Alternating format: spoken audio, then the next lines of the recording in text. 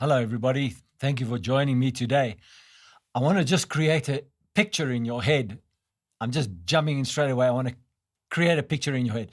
If you can imagine two people want the same thing and they're standing on two ends of a soccer field or a rugby field or a hockey field or whatever, a pitch, let's say the average length of a pitch is about 100 meters. So 1/10 of a kilometer, 1/10, 100 meters. Let's just keep it simple.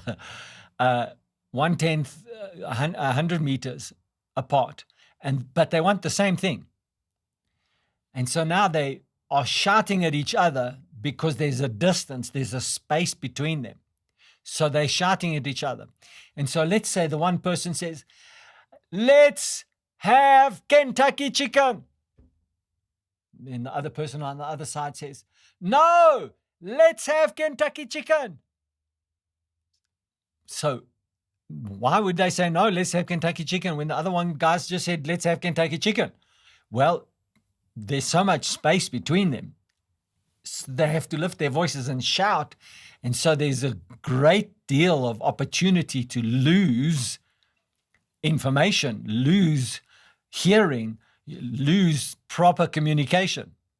So let's get the two people to start walking towards each other.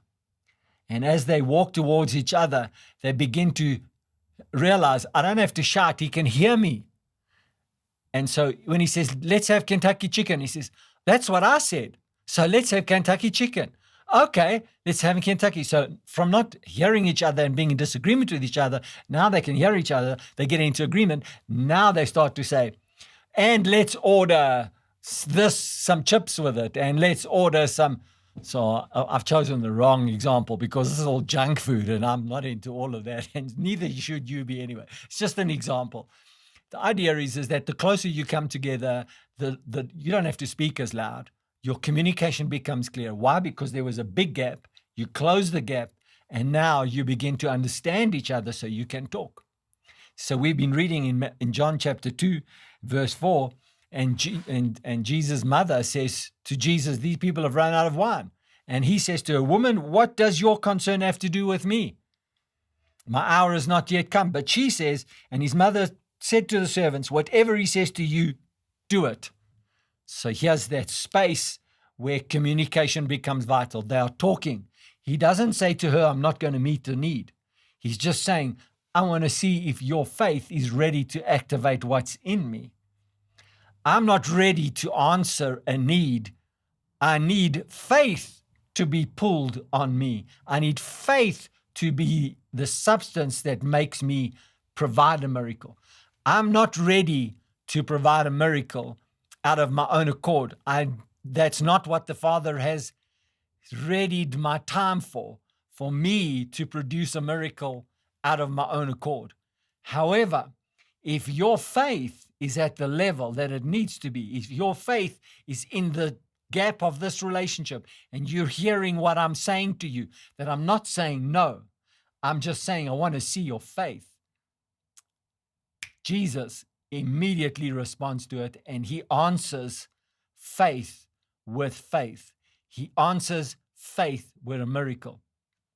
Part of the challenge we have today, and why I'm so focused on the message of closing the gap, because to the extent that there's a gap between your words and God's words, to the extent that there's a gap between what God is allowing you to believe for, to the extent that you don't hear the voice of God because there's so much noise in between, so much space, so much, I can't hear for all the whatever's going on.